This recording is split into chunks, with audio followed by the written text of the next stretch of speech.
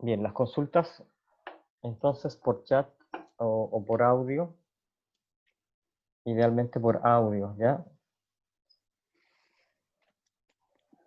Vamos a ver diencéfalo 2 y que, déjenme un segundo para buscar el puntero. Entonces, tenemos uno de los elementos que pertenece al diencéfalo, que es el tálamo, y que lo volvemos a recordar en esta imagen, en donde tiene una estructura ovoide, ¿cierto? Está ubicada en la parte central del cerebro. Tenemos dos elementos igual a este, uno derecho y otro izquierdo, unido por una estructura denominada adherencia intertalámica que no tiene una función, sino es una conexión solamente de tipo anatómica no funcional. En este esquema que tenemos acá, tenemos la porción anterior y está la posterior, luego esta es medial. Aquí debería estar ubicado, ¿cierto?, en el esquema lo que es el tercer ventrículo y esta porción que es lateral. Hay axones, ¿cierto?, sustancia blanca, denominada en este caso lámina medular interna, que va a separar o a subdividir al tálamo en tres grandes grupos de núcleos. Recuerden que también tenemos una lámina medular externa y que está guía ubicada a este nivel, ¿ya?, que acá no la dibujan, y por fuera de la lámina medular externa hay otro grupo de núcleos. Ahora, volviendo a las subdivisiones que hace la lámina medular interna, tenemos una región anterior donde se ubica el núcleo anterior, una región lateral donde se ubica en los núcleos mediales. En este caso estamos observando en la parte superior al núcleo dorso medial. Los núcleos laterales se van a subdividir, ¿cierto?, por estas líneas imaginarias que están acá. Nosotros habíamos agregado una a este nivel ayer, y además aquí lo íbamos a dividir en dos porciones, ¿cierto? Una lateral y otra al menos medial. Esta que está aquí se divide en una porción anterior y posterior. Bueno, considerando eso, vamos a tener los núcleos laterales y tenemos dos divisiones, unos dorsales, en la parte de acá superior del esquema y posterior, y otros ventrales. De los dorsales tenemos uno denominado núcleo lateral dorsal, un núcleo lateral posterior y un núcleo pulvinar. A este nivel, ¿cierto?, del núcleo pulvinar encontramos dos otros núcleos que cuando se pueden describir en forma general, se los nombra como cuerpos geniculados lateral y medial. Pero si estamos hablando de núcleos, ¿cierto?, y funciones asociadas, los vamos a denominar como núcleo geniculado lateral y núcleo geniculado medial. Todo eso en la parte posterior del pulvinar. En la literatura lo van a encontrar con el nombre de metatálamo. Meta más allá de, ¿cierto? Luego tenemos los ventrales. Perdón, Mauricio. ¿Sí? ¿Podría repetir ese último nombre? Tálamo. Metatálamo. En alguna literatura podrían encontrarlo con ese nombre, no siempre. Ahora, en los ventrales vamos a tener principalmente uno anterior, uno lateral y uno posterior. Vamos a recordar que el lateral tiene una porción anterior y una porción posterior. También en los núcleos se los denomina a veces complejos de núcleos, ¿ya?, porque tienen a su vez subnúcleos.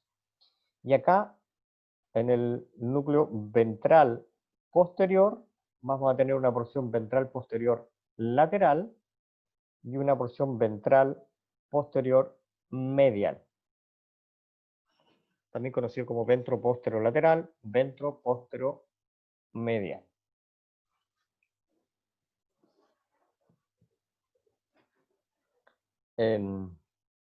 Vamos a ver esta imagen, que en realidad es esta que está aquí es para que puedan comparar, ¿cierto? Un esquema. Este es Netter y este es un autor chileno, ¿cierto? El profesor Yáñez, digamos, Neuroanatomía de Yáñez, es una edición que él alcanzó a sacar. En este esquema que tenemos acá, que es de Netter, también están las subdivisiones de los grupos, ¿cierto? Pudiera haber alguna diferencia con lo que yo les nombré, pero generalmente es lo mismo. Y aquí volvemos a ver este corte que vimos ayer de tipo coronal, que está marcado ahí por estas líneas que están entrecruzadas, ¿cierto? Cortan y observan desde atrás y vemos esto. Tenemos en color celeste esta porción de los núcleos que están aquí, con, ¿cierto? Un núcleo que está marcado con la letra M, núcleo medial, ¿cierto? O núcleo de la línea media, en la que está más cercano al otro tálamo, o en relación a las paredes del tercer ventrículo. En ese espacio que queda ahí está el tercer ventrículo, esa es la adherencia intertalámica. Por tanto, este es el núcleo de la línea media. Luego tenemos este núcleo, que era el que observamos nosotros aquí, esa porción, ¿ya? Que corresponde a esta que está acá, que es el núcleo dorsomedial. Luego, hacia el lateral, tenemos la lámina medular interna y dentro de ella núcleos que están marcados con color café acá. Son los núcleos intralaminares. ¿Sí? ¿Alguien está escribiendo?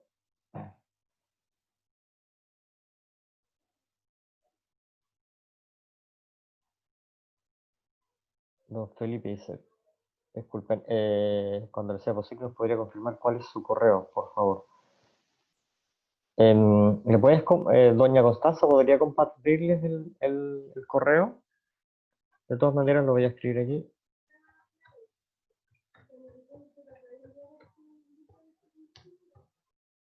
Bueno, este es uno de los que tengo, ambos son UH.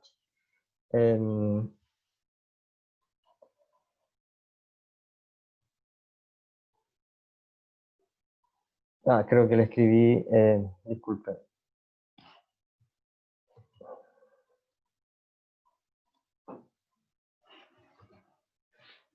Ahí está. No, el mismo que aparece en CIDUC. El que aparece en CIDUC es mgonzalezmecías@uh.c. Ya, don Felipe, no se preocupe. Vamos a continuar. Entonces, estábamos describiendo lo que son núcleos que están dentro de la lámina medular interna, que son acá los intralaminares, y además el núcleo centro mediano. Y luego tenemos los núcleos laterales en color rojo, ¿cierto? Como este es un corte a este nivel, queda esta pequeña porción arriba, que es la que se ve acá, que es parte del gran núcleo pulvinar. Luego el lateral posterior. Y aquí está lo que yo les decía respecto a los ventrales, ¿ya? El ventro lateral y el ventro medial. Esto tiene una importancia para nosotros porque es el punto de relevo de la mayor parte de la información que viene del tronco cefálico que nosotros vimos como lemniscos, ¿ya? Este es un núcleo sensitivo general. Y luego, hacia el lateral, tenemos la lámina medular externa, y aquí está un grupo de núcleos denominados núcleos reticulares, que no se observan generalmente ni en este esquema, ni en el esquema que está acá, ¿ya? Pero sí existe. Bueno, luego ahí tienen la imagen para que lo vean con mayor detalle. Esta es una clasificación un poco antigua, por eso la tengo escrita hace un tiempo atrás, ¿ya? Y, están clasificados en base a las funciones que se asocian. Hay los núcleos reticulares, que les mencioné recién, y núcleos intralaminares de la línea media, ¿ya? Los núcleos reticulares tiene una función de conectarse con el tálamo a través de fibras, o sea, recibe información a través de fibras corticotalámicas y hace un feedback con la corteza a través de las fibras tálamo-corticales. Generalmente son de acción inhibitoria. Luego tenemos los núcleos intralaminares y la línea media, que reciben información de la formación reticular ubicada en el tronco cerebral, ¿cierto? Y emite información hacia la corteza, hacia el cuerpo estriado, que nosotros no lo hemos nombrado, pero corresponde a parte de los núcleos de la base, y que tiene una función de regulación de los movimientos automáticos. También se relaciona con el hipotálamo, tiene que ver en relación con cambios a niveles viscerales, y además estos núcleos intralaminares y de la línea media tienen relación con el resto de los núcleos talámicos y se le ha dado una función en el estado de vigilia, la atención y la concentración. Luego tenemos núcleos denominados núcleos específicos, de los que relatamos en la descripción de los núcleos en el esquema. Tenemos núcleos somatostésicos o somestésicas generales, ya somatostésicos generalmente los nombramos, que son, reciben información del lemnisco medio, ¿ya? Recuerden que a nivel del tronco cefálico tenemos cuatro lemniscos. Nosotros hemos visto tres, que es el lemnisco medial, que generalmente es que la mayor información que trae es del cordón posterior y se le suma información del trigémino a nivel del tronco.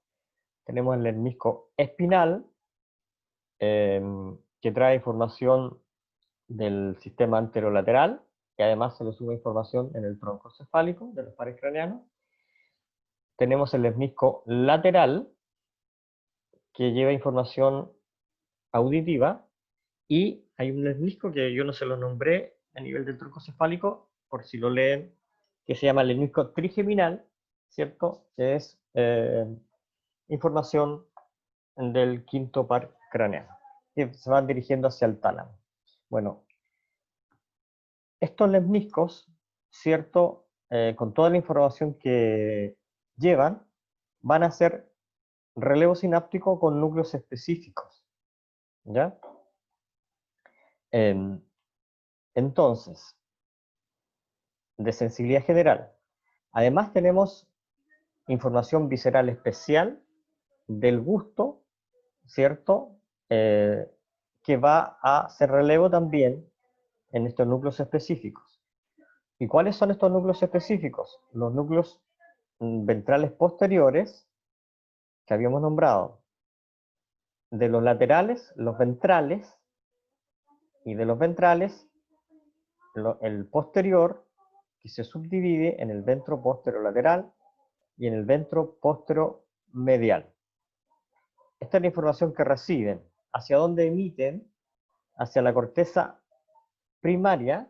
Nosotros vamos a ver, cuando veamos el hemisferio, que hay neuronas que se unen y forman lo que se denominan cortezas primarias, que reciben un tipo de información, en este caso sensibilidad general, y que se ubican a nivel de los hemisferios cerebrales en lo que ustedes conocieron como giro postcentral.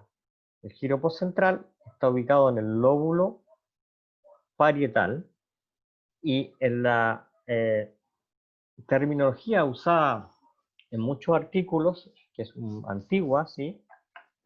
corresponden a las áreas 3, 1 y 2 de Brodmann, ¿ya?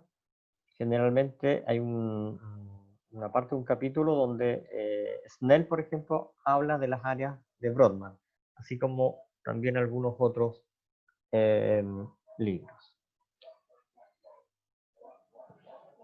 Otra información o otros núcleos específicos corresponden a los cuerpos geniculados medial y lateral, que nosotros debiéramos nombrarlos como núcleos geniculados medial y lateral. A estos núcleos está llegando información auditiva, ¿cierto? Hacia el cuerpo geniculado o el núcleo geniculado medial, le llega información auditiva, y esta transmite hacia la corteza auditiva primaria.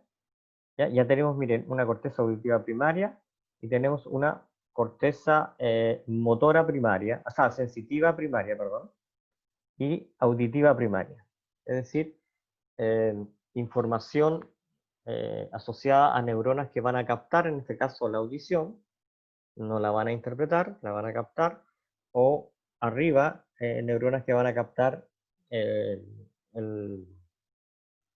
las distintas sensibilidades como temperatura o dolor, pero tampoco van a hacer una interpretación. Son neuronas primarias. Y esta corteza auditiva primaria está ubicada en lo que ustedes conocieron como giro temporal superior. Esto está ubicado en el lóbulo temporal, pero en su porción posterior, es decir, la porción posterior del giro temporal superior. Lo que se conoce en la literatura como giros transversos, ¿ya? Y luego el núcleo geniculado lateral recibe información visual, ¿ya? Y deriva esta información a una corteza, en este caso visual primaria, que está ubicada en el lóbulo occipital, en las áreas conocidas como 17 y 18 de Brodmann. Respecto al área auditiva, corresponde a la 41 y 42 que no están en este escrito. Entonces hay una forma de poder nombrar estas áreas a las cuales está derivando información o enviando información el tálamo, que son áreas primarias, ya sea sensitivas, auditivas y visuales. Y estas áreas además pueden ser reconocidas o nombradas como áreas de Brodmann y tienen número, porque hace muchos años atrás, ¿cierto? Al inicio, finales de cerca del 1900, este investigador hizo un estudio comparativo, ya, entre cerebros humanos y de animales. Entonces, ahí, y empezó a ubicar a estas neuronas por sus funciones, y él empezó a dar un número. Por tanto, si ustedes se interesan en leer la clasificación de Brodmann, se van a dar cuenta que no hay ciertos números que no van a encontrar, porque esa zona no está descrita en el humano, pero sí en algunos otros animales, ¿ya? Luego vamos a ver quizás una imagen de estas áreas. Siguiendo con los núcleos específicos, que son las que derivan a áreas corticales primarias, ¿cierto? Reciben y derivan a áreas corticales primarias. Tenemos ahora los núcleos, o el complejo núcleo ventral anterior y ventral lateral, ¿sí? El ventral anterior y el ventral lateral, aunque acuérdense, se divide en una región anterior y otra posterior. Estos núcleos reciben información de tipo motora, ¿ya? ¿Desde dónde? Desde el globo pálido, que corresponde al núcleo de la base, en este caso globo pálido medial, y estas fibras se denominan fibras palidotalámicas. Luego, estos núcleos transmiten hacia áreas corticales motoras, que están ubicadas, o que son el giro precentral, el área premotora, y tiene relación con funciones ejecutivas, entre otras cosas, de planificación. Emiten también información hacia el giro del cíngulo, relacionados con mecanismos de memoria a hechos recientes, actitudes o relacionados con respuestas emocionales. El giro del cíngulo pertenece al sistema límbico, ¿ya? Que tiene que ver con estas funciones.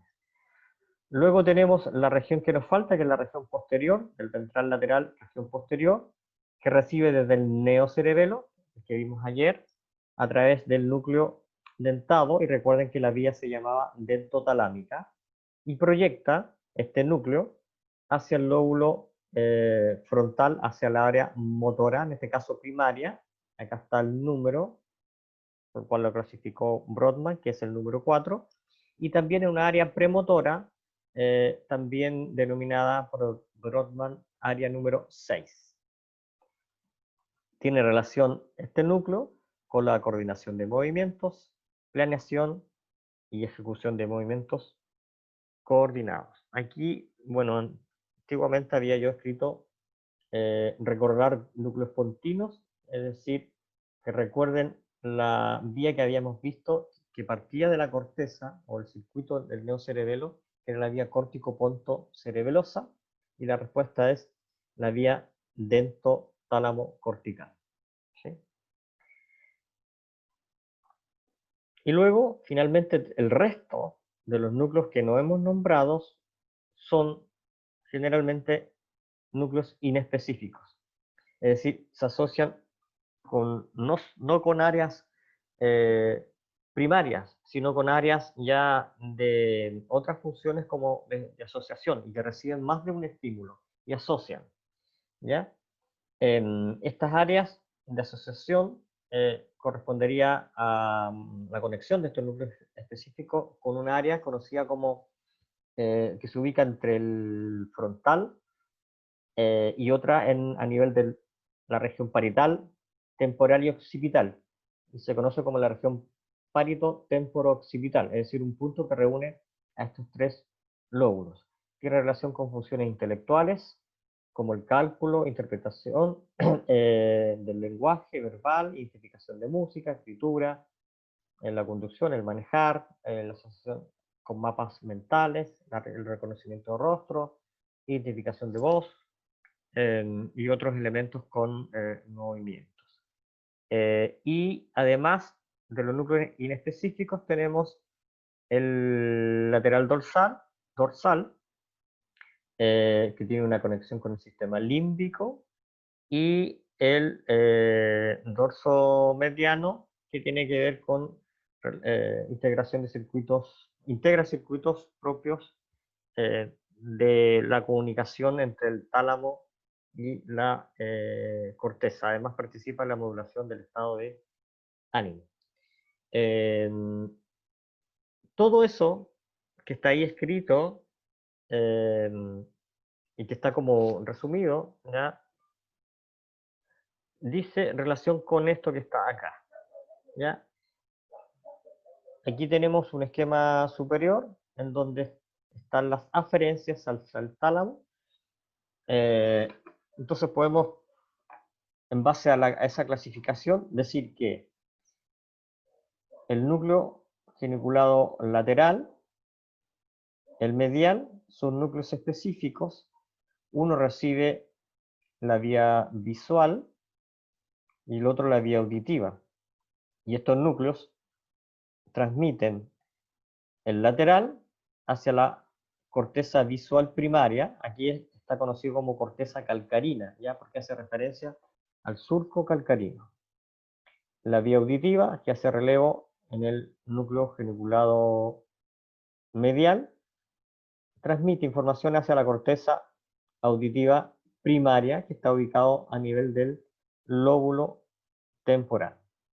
Giros transversos, ¿cierto?, del lóbulo temporal. Vía auditiva, área 17 y 18 Brodmann, perdón, vía visual. Vía auditiva, hacia el área 41 y 42 de Brodmann, por ahí podrían ir completando ese esquema ustedes. Luego tenemos este gran núcleo, que son los ventrales, ¿cierto? Ahí tenemos el anterior, el lateral y el posterior. Y de los posteriores tenemos el ventro posterior. Teníamos una porción lateral y una porción medial. Aquí está llegando toda la sensibilidad general de los, asociada a los lerniscos medial, espinal, incluso trigeminal. La única diferencia es que la información trigeminal llega al ventropóstero medial. Es un núcleo también específico y transmite hacia un área específica que es la corteza sensitiva primaria. Los otros específicos son estos dos,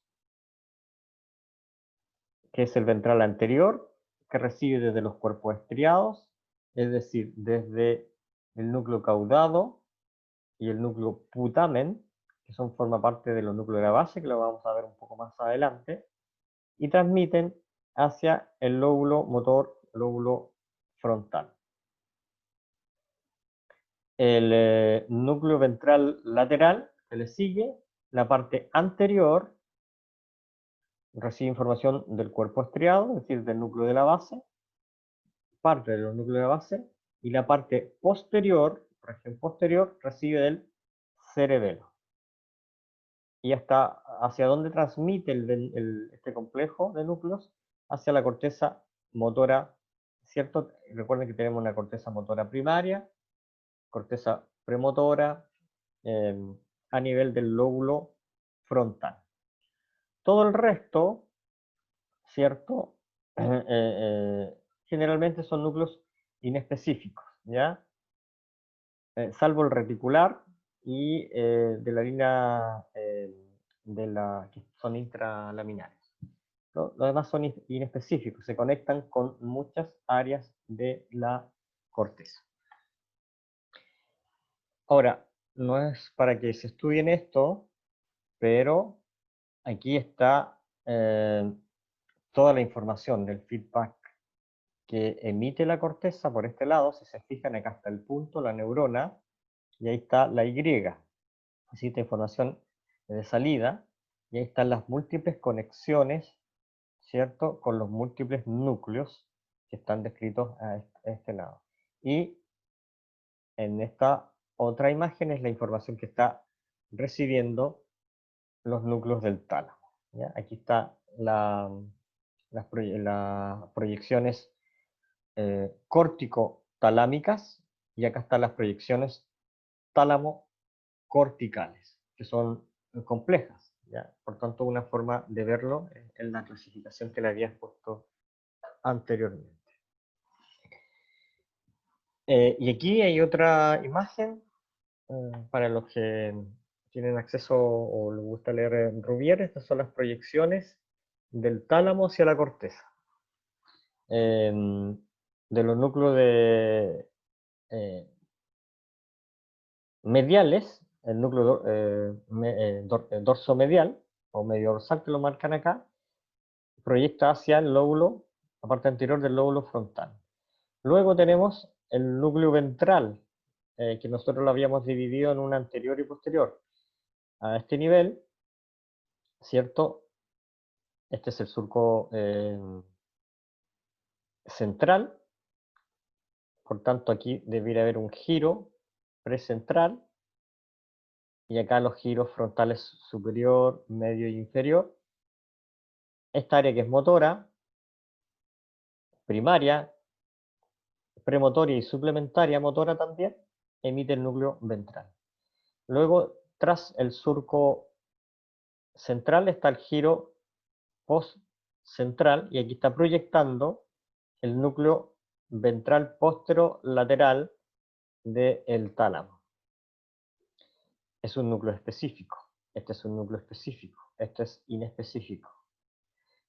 El núcleo dorsal es un núcleo inespecífico. El pulvinar es un núcleo inespecífico. Aquí estaría la zona parieto temporo occipital. Esta zona que está aquí es la zona parieto temporo occipital, es decir, los puntos de uniones de estos tres lóbulos. Luego tenemos el cuerpo geniculado lateral, a través del núcleo geniculado lateral, que recibe la vía visual desde la retina, emite hacia el lóbulo occipital. Y luego tenemos el cuerpo geniculado medial, que a través del núcleo geniculado medial transmite hacia el área auditiva primaria, que está ubicado aquí en el giro temporal superior. Un núcleo específico.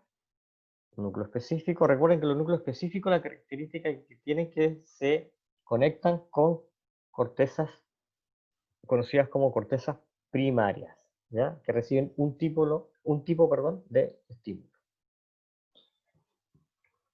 Bien. Vamos a avanzar con diencéfalo 2, que yo lo había clasificado, en este caso es el hipotálamo. Nosotros ya describimos todos los núcleos del tálamo, lo que estoy marcando aquí, ese es el tálamo, esta es la adherencia intertalámica, y vamos a hablar de esta zona que es el hipotálamo. Incluye el hipotálamo parte de la hipófisis, la que está aquí. La hipófisis es una estructura que se ubica aquí en la denominada silla turca, de este que es el hueso esfenoides, y se subdivide en una porción anterior y otra posterior. La posterior, conocida como neurohipófisis, forma parte del hipotálamo, incluido este elemento que está ahí, que es el cuerpo mamilar, ¿ya? Este es el piso del tercer ventrículo. Entonces, esto es hipotálamo, ¿ya? Luego de eso vendrá acá el subtálamo, y nos faltaría también describir lo que es esta línea que está ahí, que es la estría medular del tálamo más el epitálamo. En un corte coronal, acá tenemos ubicado el tálamo, ¿cierto? Con las estrías medulares y la subdivisión en núcleo anterior, medial y lateral. Y en esta región, ¿cierto? Estaría ubicado, o este sería el cuerpo mamilar, que forma parte del hipotálamo. Un elemento importante del hipotálamo es el fornix. Voy a devolverme.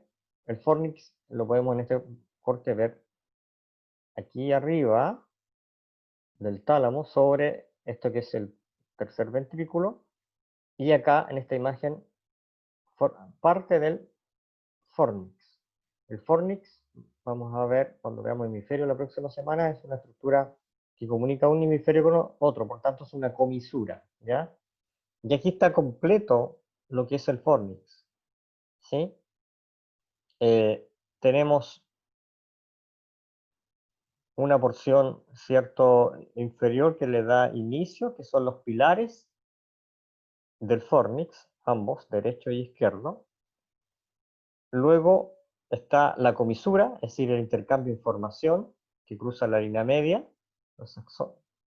Esto es sustancia blanca, ¿cierto? Una porción que se conoce como cuerpo y dos columnas que están bajando del fornix, ¿ya? Esta porción, esto que está aquí, es lo que realmente podemos ver acá. Son las columnas que están bajando del fornix.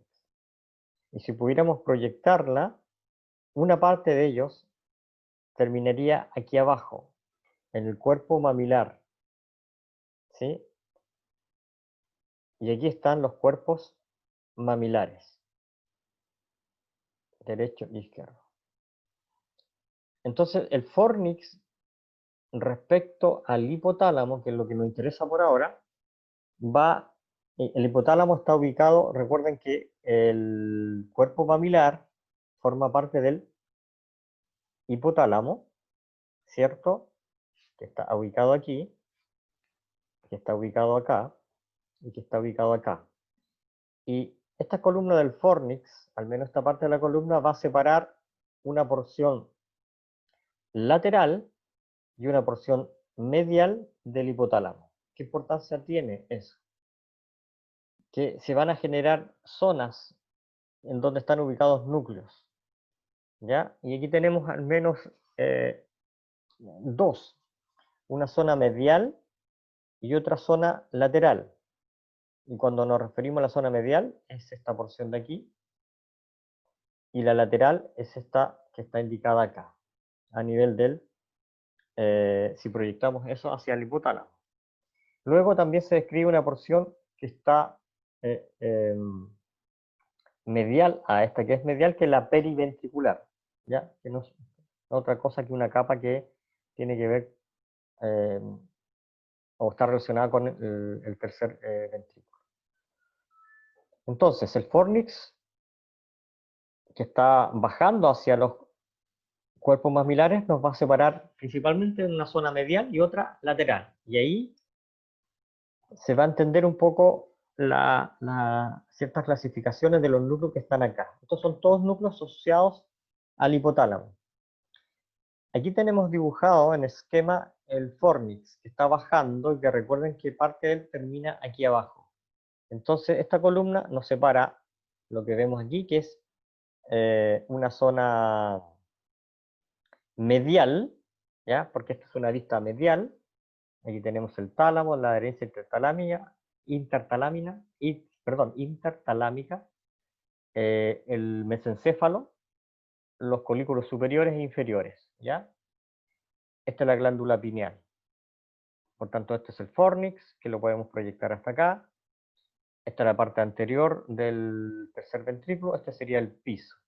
Aquí estaría la glándula hipófisis, que no está dibujada. Esto corresponde al quiasma óptico, por tanto, este es nervio óptico. Bueno, ahí están en las ubicaciones anatómicas para entender esta figura.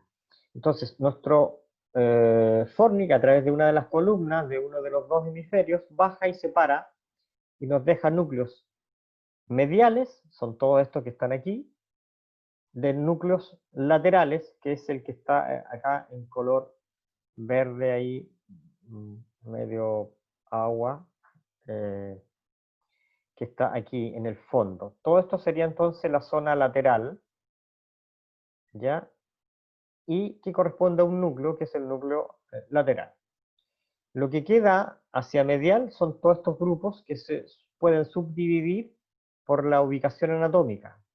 Por ejemplo, relacionados aquí con el quiasma óptico, tenemos el preóptico, el supraquiasmático. Recuerden que aquí está el quiasma, supraquiasmático, supraóptico, el núcleo anterior y el núcleo paraventricular. Después tenemos una zona intermedia asociada a esto que se llama infundíbulo, ya anatómicamente en la descripción, infundíbulo, donde sale el tallo que cuelga la glándula hipófisis, y tenemos tres núcleos. Uno denominado arcuato, ¿cierto? Y dos, uno mediales, uno dorso medial por la ubicación y otro ventromedial debido a su ubicación ventral respecto a ese. Y finalmente una zona mamilar, donde vamos a ubicar un núcleo posterior y un núcleo mamilar. Todos estos núcleos que nombré son núcleos de la zona medial que ha hecho la separación de la columna del fornix. ¿Qué función tienen estos núcleos? Los tenemos acá, ¿ya? Aquí están una columna donde están descritos los núcleos y una columna donde están descritas las funciones, ¿ya? Por ejemplo, el núcleo mamilar tiene relación con la memoria, ¿ya? El núcleo supraquiasmático tiene relación con el ritmo circadiano, vigilia. Hay el núcleo que producen hormonas, ¿cierto? Un núcleo que es inespecífico, relacionado con la conducta emocional, ¿ya? Y el área lateral, donde tenemos núcleo lateral, tiene relación con funciones de regulación de ingesta y cardiovasculares. Y la otra área, digamos, que está cercana a la medial, prácticamente ahí en la pared del tercer ventrículo, funciones también de liberación de asociado a hormonas. Luego, y seguramente no, ustedes lo tienen que haber visto en fisiología, todos estos elementos que están acá, así que nosotros no entramos mucho en detalle, salvo que podamos preguntar algún núcleo y asociar una función de este esquema que hemos presentado. Sí, lo que nos interesa es que entiendan que el hipotálamo tiene múltiples conexiones, que son las que se reflejan acá, e interacciones, digamos. Ahora, acá tenemos aferencias y eferencias. Las aferencias en color rojo, es decir, toda la información que le está llegando. Por ejemplo, cuando estudiemos un poco más el fornix, que aquí lo estamos proyectando, y lo deberíamos dibujar en esta posición, hasta acá abajo, hacia los lóbulos temporales. Hay una zona en los lóbulos temporales que se denomina hipocampo, ¿ya? Está proyectando desde el hipocampo hasta el núcleo mamilar. Y el núcleo mamilar emite hacia el tálamo y hacia el giro del cíngulo. Hacia el tálamo en su núcleo anterior y hacia el giro del cíngulo. Y eso tiene que ver con la memoria. La vía se denominará desde el núcleo mamilar, es el tálamo, mamilo talámica. ¿Ya? Luego tenemos información que viene de niveles inferiores. Esto es mesencéfalo. Ya viene del tronco. Está asociado a núcleos viscerales del tronco. ¿Cuáles eran los núcleos viscerales del tronco? Si recuerdan de la tabla que vimos en alguna oportunidad, son la columna motora visceral, es decir, los núcleos parasimpáticos, y que habíamos denominado que los pares craneanos eran pares craneanos complejos. Y era el tercero, el séptimo, el noveno y el décimo. ¿Ya? Y también hay una asociación con el hipotálamo, ¿cierto? Este feedback con neuronas de tipo del sistema nervioso autónomo, pero que son las neuronas simpáticas. Y cuando vimos en la introducción, habíamos visto que habían en las astas laterales de la sustancia gris de la médula espinal a nivel toracolumbar, se ubicaban las neuronas de tipo simpáticas, ¿ya? A eso hace referencia esto.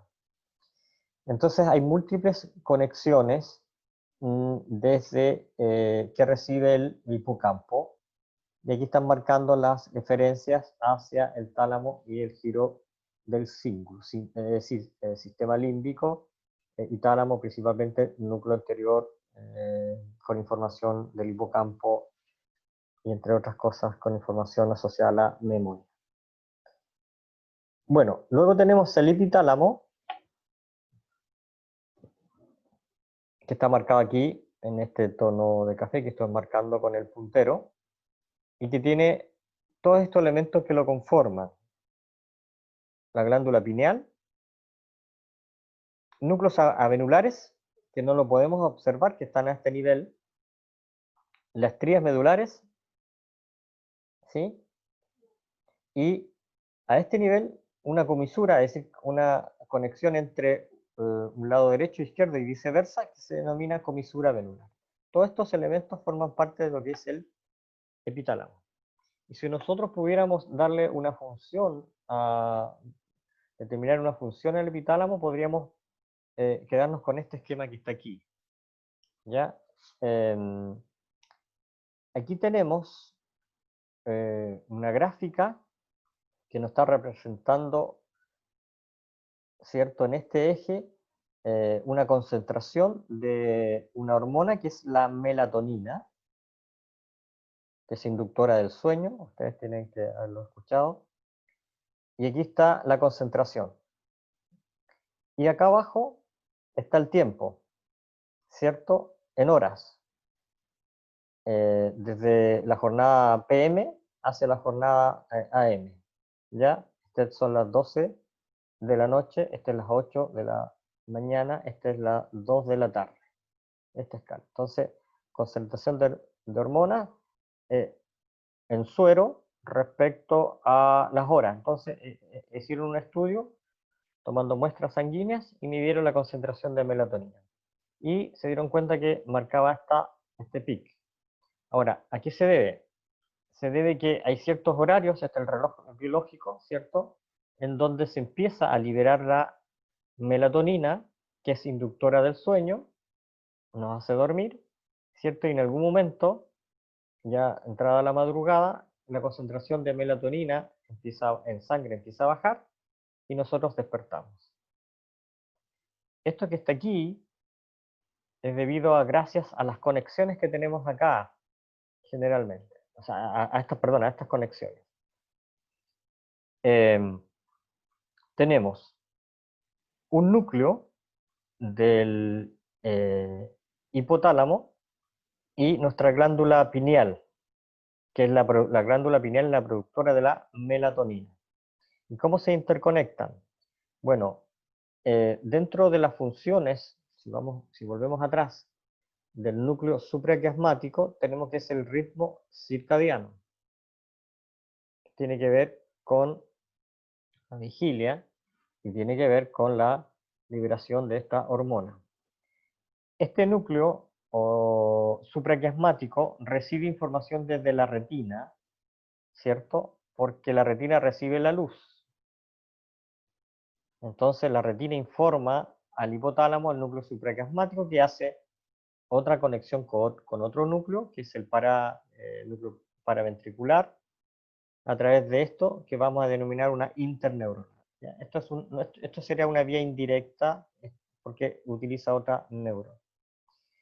Y luego esta conexión, si bien está muy cercano a la glándula pineal, este circuito sale, baja por el tronco, por la médula espinal, llega a nivel de las neuronas simpáticas de la columna de la asta intermedio lateral, sale, ¿cierto?, hacia el cuello,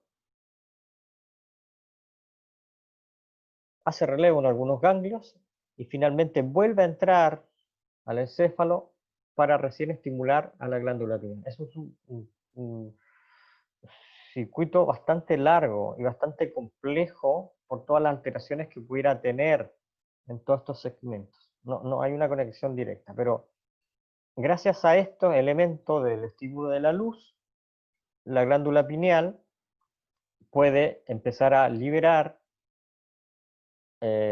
melatonina, ¿cierto? En grandes cantidades o disminuir, y esto va a provocar, ¿cierto?, la regulación de nuestro sueño, ¿ya? Esto es un ciclo normal, ¿ya? Ciclo normal. Hay personas que seguramente no cumplen con este estándar o con esta gráfica, ¿sí? Sobre todo cuando uno altera en los ciclos normales biológicos asociados. Entonces, esto es una de las funciones de la glándula pineal, la liberación de melatonina a través de un estímulo de un circuito bastante largo que empieza a nivel de la retina. Bien, con esto damos por finalizado lo que es el diencéfalo y nos faltaría solamente ver hemisferios cerebrales y algo de irrigación que lo vamos a ver la próxima semana. Vamos a colocar la primera, para hacerles recuerdo, que vamos a tener un test corto. El miércoles 28 vamos a evaluar cerebelo y el jueves el último test corto de la unidad 1 que vamos a evaluar diencéfalo. La asignatura, bueno, durante la próxima semana seguramente van a recibir el programa. Se ha contemplado 3 evaluaciones teóricas, una para la unidad 1, que es la que vamos a realizar el 9 de noviembre, ya que vamos a dar término la próxima semana, Y después tiene la evaluación de la unidad 2, que tiene que ver con neuronas y sinapsis.